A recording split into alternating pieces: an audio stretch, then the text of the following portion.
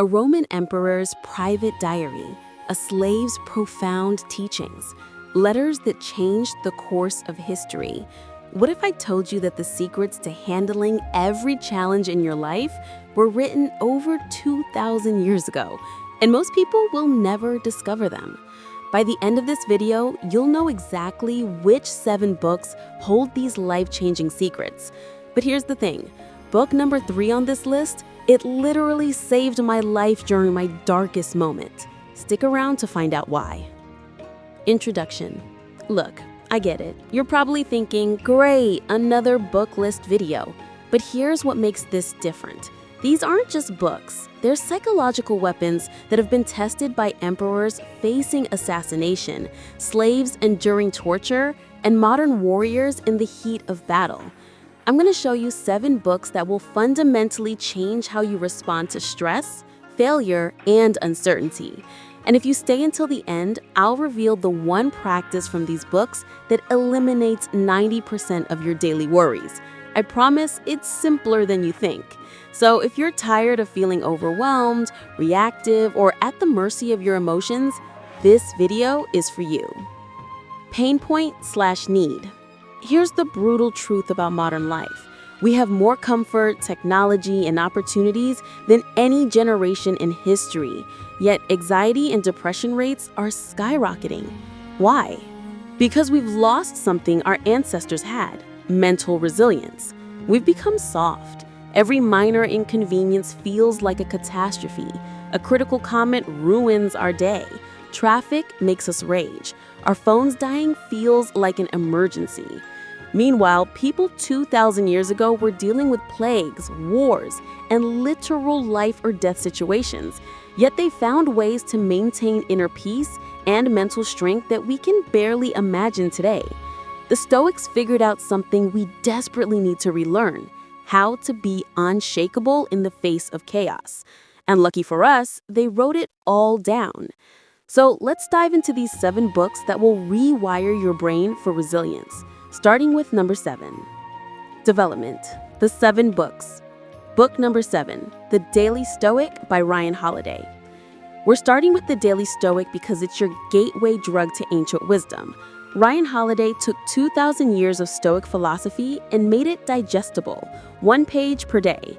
Here's why this book works. It's not overwhelming. You read 1 page, reflect for 5 minutes, and slowly rewire your thinking, like going to the gym for your mind. One of my favorite entries talks about Marcus Aurelius' morning routine. Before becoming emperor of Rome, he would remind himself, "Today I will meet interference, ingratitude, insolence, disloyalty, ill will, and selfishness." But instead of getting angry about it, he prepared for it mentally. Think about that. The most powerful man in the world expected people to disappoint him, and it made him happier, not more cynical. That's the Stoic superpower right there. But if you want to go deeper than daily doses, book number 6 will blow your mind. Book number 6, How to Think Like a Roman Emperor by Donald Robertson. Donald Robertson is both a psychotherapist and a Stoicism expert, and this combination creates magic. This book reads like a psychological thriller about Marcus Aurelius, but every chapter teaches you practical mental techniques. Here's what I love about this book. Robertson shows you exactly how Stoic practices align with modern cognitive behavioral therapy. The same techniques therapists use today to treat anxiety and depression, the Stoics figured out 2,000 years ago. For example, there's a technique called negative visualization. Sounds depressing, right? Wrong. It's about briefly imagining losing what you have, your health, loved ones, or possessions, not to be morbid, but to appreciate them more deeply. Marcus Aurelius would imagine his own death every morning, not because he was depressed, but because remembering life is temporary made him more grateful and focused on what truly mattered. This one practice can instantly cure most of your first world problems. Stressed about a deadline? Imagine not having a job. Annoyed at your partner? Imagine life without them.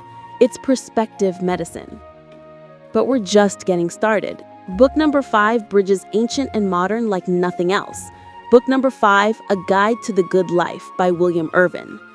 William Irvin is a philosophy professor who decided to actually live Stoicism for a year and report back.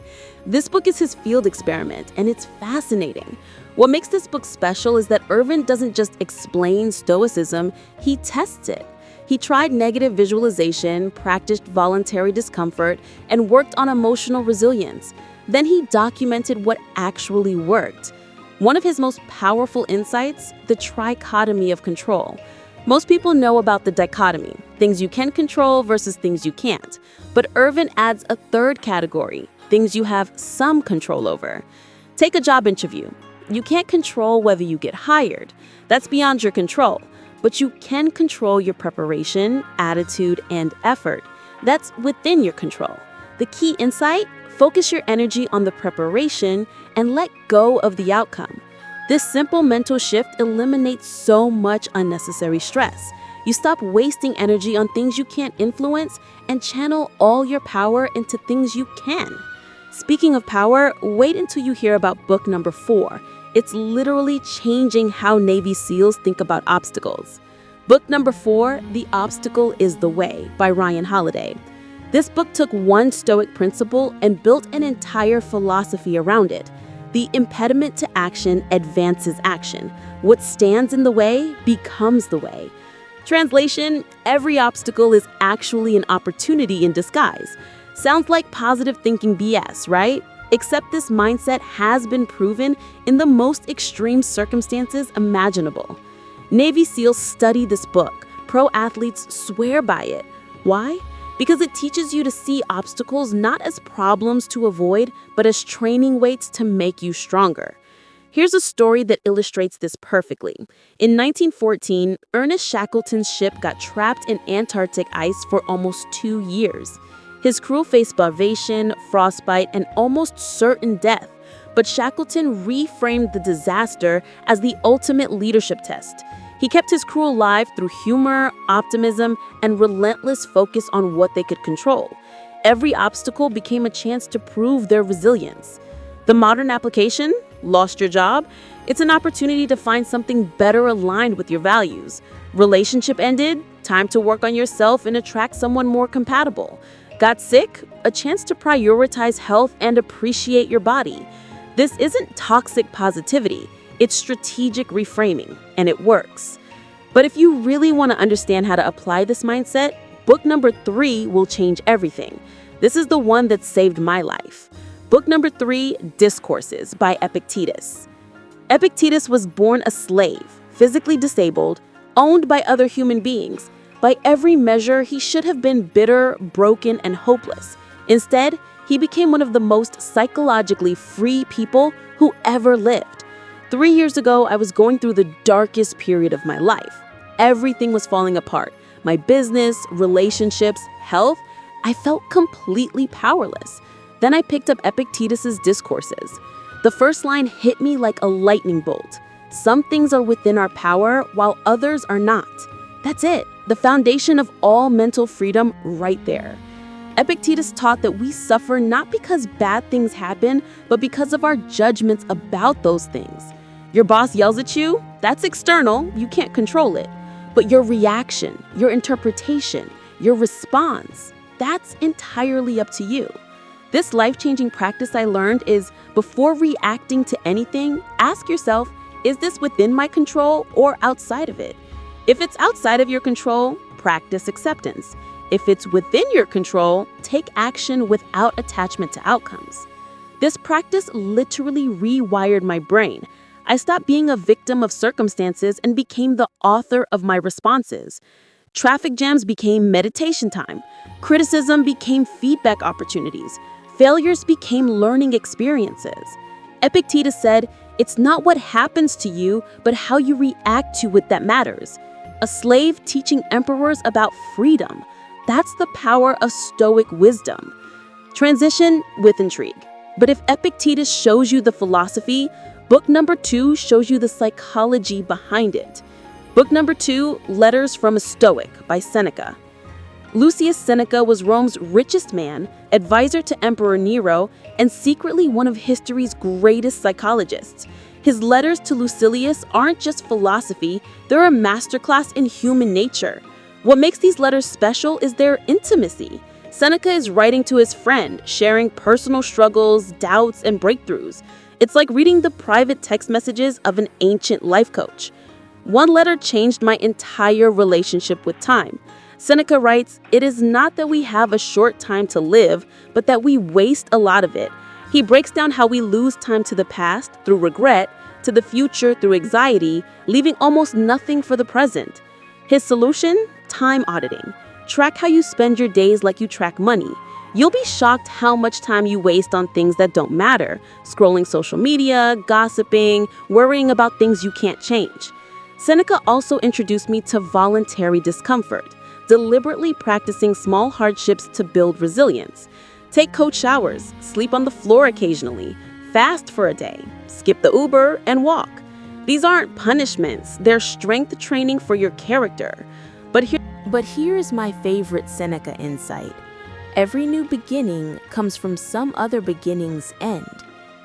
Change isn't something to fear, it's the natural order of life. Resisting change is like trying to stop the ocean waves. Embracing it is like learning to surf. All of these books are powerful, but book number 1, it's not even supposed to be a book. It's the private diary of the most powerful man who ever lived, never intended for other eyes. And it contains secrets that will change everything. Book number 1, Meditations by Marcus Aurelius. Marcus Aurelius ruled the Roman Empire at its peak. He commanded the most powerful military in history, controlled territories from Britain to Egypt, and could have anything he wanted with a snap of his fingers. Yet every morning he wrote in his diary, not about conquests or wealth, but about how to be a better human being. These weren't meant for publication. They were his private conversations with himself about life, death, duty, and meaning. We only have these thoughts because someone found his journal after he died and realized they contained the most profound insights into human psychology ever written. Here's what blew my mind. The Emperor of Rome dealt with the same psychological struggles we face today. Self-doubt, difficult people, loss of loved ones, the pressure to perform, the fear of death, the search for meaning. But his solutions? Pure gold. He wrote, "You have power over your mind, not outside events. Realize this, and you will find strength." The most powerful man in the world understood that true power comes from mastering your inner world, not controlling the outer one. My favorite meditation is this.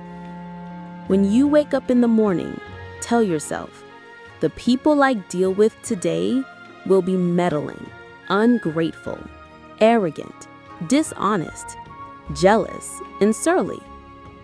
They are like this because they can't tell good from evil.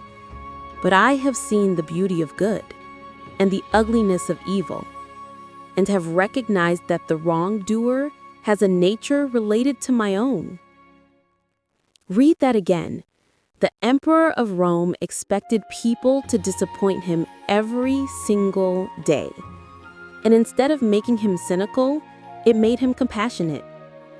He understood that difficult people are struggling with their own ignorance and pain. This is the ultimate Stoic mindset. Expect the worst, hope for the best, and respond with wisdom regardless of what happens. These aren't just words on a page. These are the tested strategies of someone who faced unimaginable pressure and found ways to remain calm, just, and wise. If they worked for an emperor dealing with barbarian invasions and political conspiracies, they'll work for your Monday morning meeting. Here's the revelation that ties all 7 books together, and it's the secret I promised you at the beginning. The practice that eliminates 90% of your worries. It's called the view from above, Marcus Aurelius wrote about it, Seneca practiced it, and every Stoic master understood its power. When you're stressed, overwhelmed, or consumed by a problem, mentally zoom out. Imagine viewing your situation from space. See your city, your country, the entire planet. Now zoom out further. See the solar system, the galaxy, the universe. From this perspective, how important is that deadline, that argument, that embarrassing moment? You're a tiny speck on a small planet in an infinite cosmos, alive for maybe 80 years out of billions. Your problems, while real to you, are cosmically insignificant. This isn't meant to make you feel worthless. It's meant to free you. Free you from taking everything so seriously. Free you from the tyranny of other people's opinions. Free you from the illusion that any single moment defines your entire existence. The Stoics understood something we've forgotten. Perspective is everything. Change your perspective, change your life. Conclusion. Look, you can watch 100 more YouTube videos about productivity hacks and life tips. Or you can tap into 2,000 years of battle-tested wisdom that has guided emperors, slaves, and everyone in between through humanity's greatest challenges. These 7 books aren't just reading material. They're a complete mental training system. Start with the Daily Stoic for daily practice. Read meditations for profound insights. Study discourses for unshakable philosophy. Each book builds on the others to create a fortress of mental strength. The ancient Stoics faced plagues, wars, slavery, and death with more composure than most of us handle a Wi-Fi outage. They developed these tools because they had to. We get to benefit from their hard-won wisdom without paying the price they paid. Your great-great-grandparents faced challenges we can't imagine with grace and resilience. You carry their DNA. You have the same capacity for strength, wisdom, and inner peace. These books will show you how to access it. The question isn't whether you have time to read these books.